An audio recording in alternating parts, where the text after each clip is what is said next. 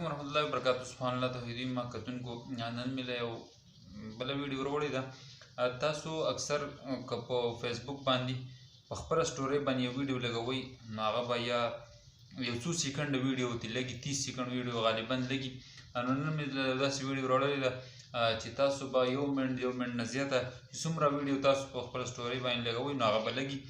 نو دا به څنګه لګوو په دې طریقه کار څه دی بوزم هم د موبایل سکرین ته خو پهله زما یو ریکویسټ دی که تاسو زموږ یوټیوب چینل نه سبسکرایب کړئ یوټیوب چینل سبسکرایب کړئ او په فیسبوک باندې زموږ دا ویډیو ګورئ نو زموږ پیج ځان سره فالو کړئ ولې چې راتلونکي نوي ویډیو به تاسو ته په وخت باندې میلاویږي.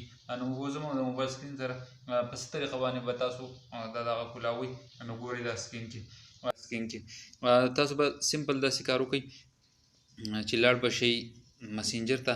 مسنجر کې به د یو ملګري مسنجر چې کوم دی هغه خلاص کړئ.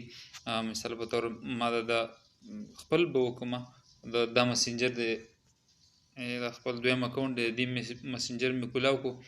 د دې مسنجر چې کوم ما کولاو کړو نو سمپل په دې باندې کلیک کړم را به شم خپل ویډیوګانو ته.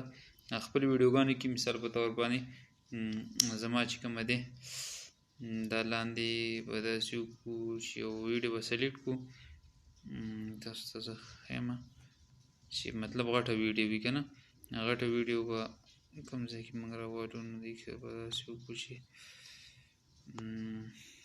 ښه اوس دې کې یو ویډیو ګورم چې داسې ویډیو چې مطلب هغه غټه ویډیو وي که نه ښه دې کې به زه دا ویډیو سلیکټ کړم. دا ویډیو ما سلیکټ کړه 2 منټ او 44 سیکنډه.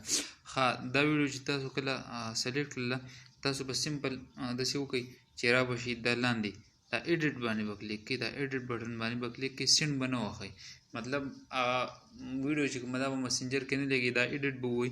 دا ایډیټ چې کله تاسو د هغې نه پس چې کوم دی اواز پې بند کړم ښه د هغې نه پس چې کوم دی دا لاندې یو سونډ راځي یو د یو سټوري راځي نو سمپل په دې یو سټوري باندې به کلیک کړئ. چې کله تاسو په دې یو سټوري باندې کلیک کړو نو که هر څومره غټه ویډیو وي نو هغه به ستاسو په هغه سټوري چې کومه ده د فیسبوک په هغې باندې ولګي. دغه لوکیشن ټریپ او راتلونکي ویډیو کې به انشاءالله تعالی نوي ویډیو تاسو ته راوړو نو په الله سپارو دعاګانو کې مې یاد ساتئ. السلام علیکم ورحمت الله وبرکاتو.